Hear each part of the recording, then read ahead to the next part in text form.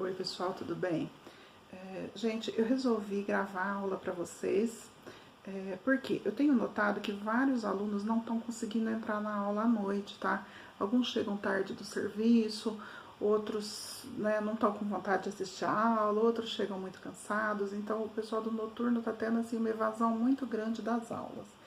Então, o que, que eu resolvi fazer? Gravar a aula para vocês, tá? Gravar a minha explicação, gravar a aula que eu daria para vocês ao vivo, né? Eu vou gravar. Caso vocês tenham alguma dúvida, alguma coisa, eu vou estar à disposição no período de aula para vocês.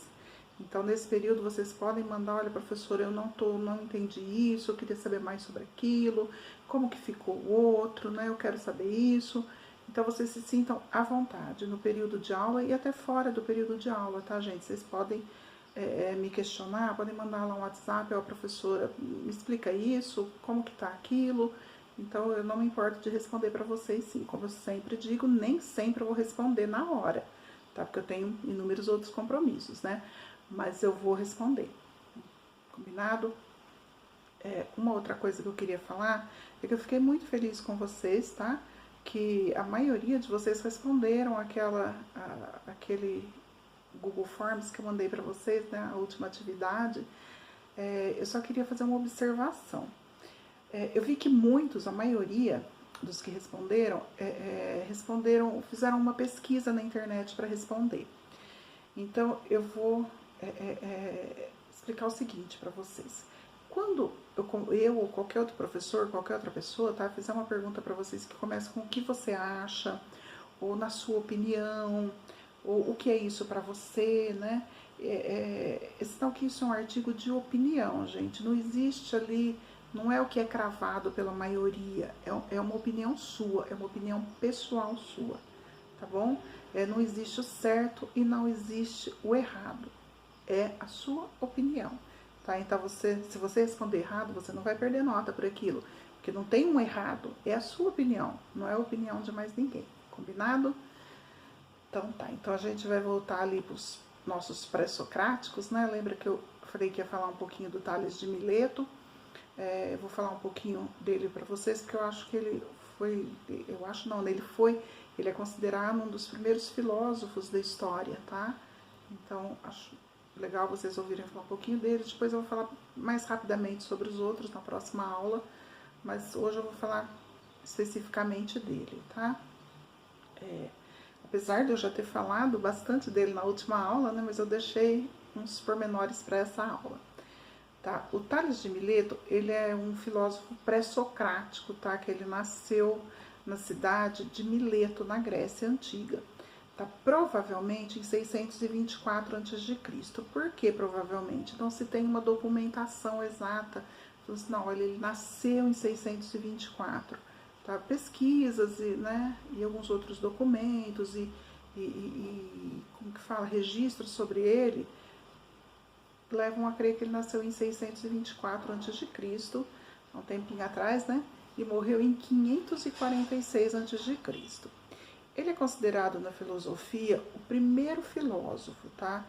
Por quê? Porque ele foi o primeiro a fazer uma pergunta, uma questão filosófica e tentar responder a origem de todas as coisas, né? A origem das coisas, né?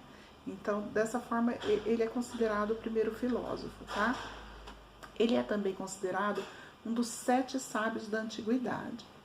A sua reputação, né, de sábio, ele se deve ao fato de, além de filósofo, ele ter várias contribuições na engenharia, na matemática, na astronomia, e ainda há relatos de que ele participava ativamente da política, tá? Muito embora isso não tenha sido bem documentado, os outros sim.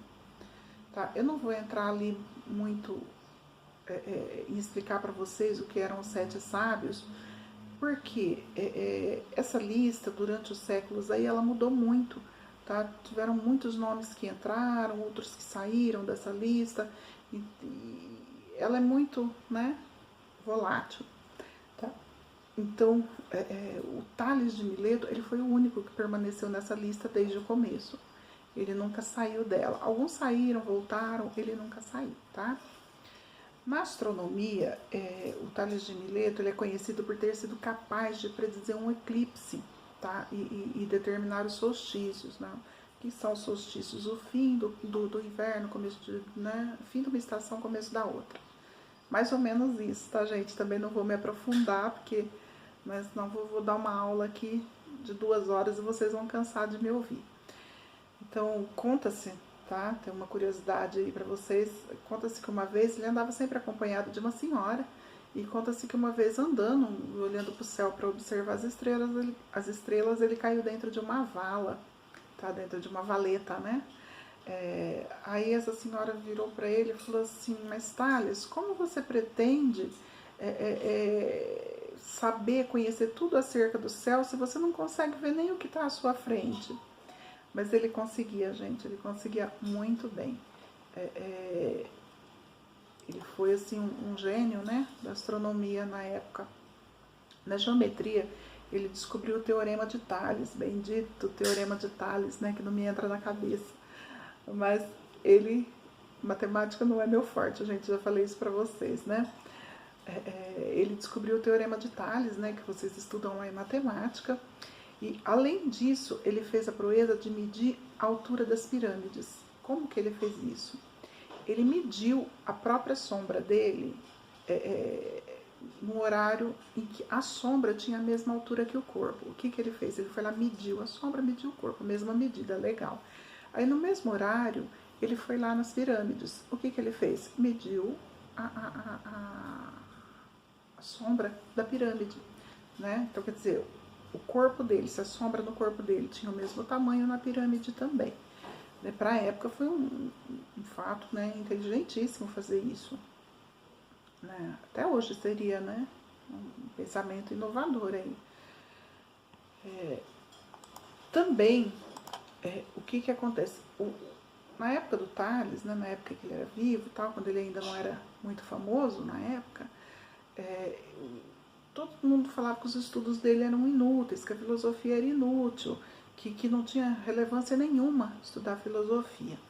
Aí o que ele fez? Ele usou todos os conhecimentos dele e ele previu que haveria uma boa safra de azeitonas naquele ano. Ele foi lá e ele arrendou todos os moinhos da época. O que é arrendar, gente? É tipo alugar, tá? Ele alugou todos os moinhos ali da época, na região dele ali, e realmente teve uma ótima produção de azeitona e ele ficou muito rico, muito, muito rico com isso. Aí ele passou a ser respeitado, né? O pessoal pensou, poxa, né? O cara conseguiu, né, uma proeza dessa, ele só pode ser realmente inteligente. A partir disso ele começou a ser mais respeitado nos conhecimentos dele, nas ideias dele, tá?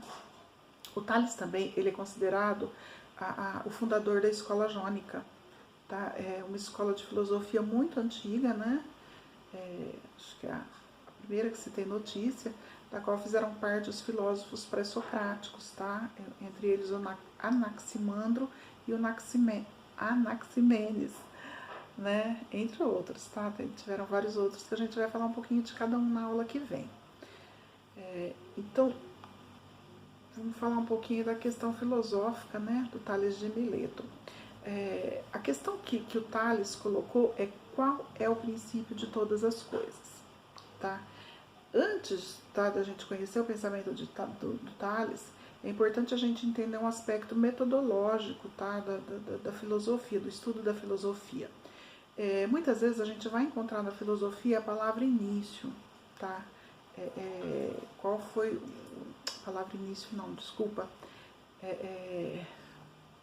Meu Deus, o princípio. A palavra me fugiu da cabeça. Muitas vezes a gente vai encontrar a palavra princípio. Tá? Para hoje, né, para o conhecimento ali geral da coisa, a gente entende princípio como começo, né?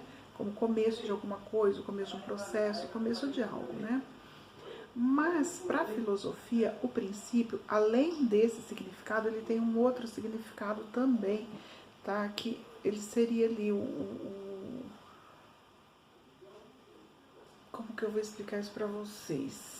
Ele significa o fim também das coisas. Lembra que na última aula eu dei aquele exemplo da garrafa PET? Que ela tá ali, ela nasce, né, de uma composição química, aí ela tem lá a sua vida útil, tem a sua utilidade, aí acaba essa utilidade dela. O que que acontece? Ela vai ser derretida e vai voltar para esse mesmo princípio químico.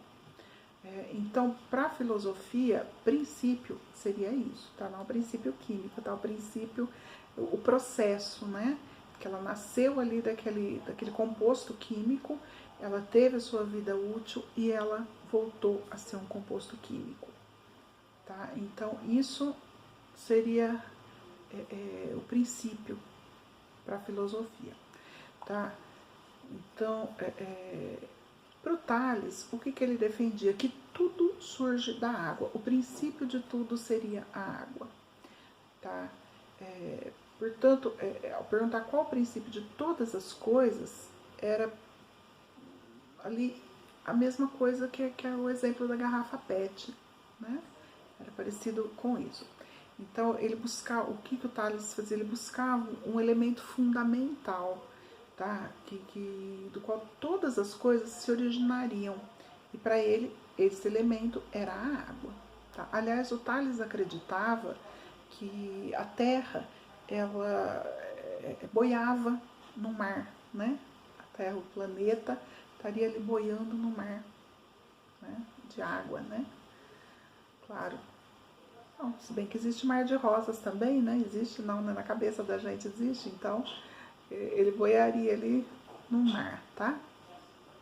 Não restou nenhum texto escrito do Tales, tá? Então, de modo que a gente não tem ali como saber ao certo por que ele acreditava que a água era o princípio de todas as coisas. Alguns intérpretes, né, posteriores ao Tales, eles tentaram fazer uma suposição do porquê ele pensava dessa forma.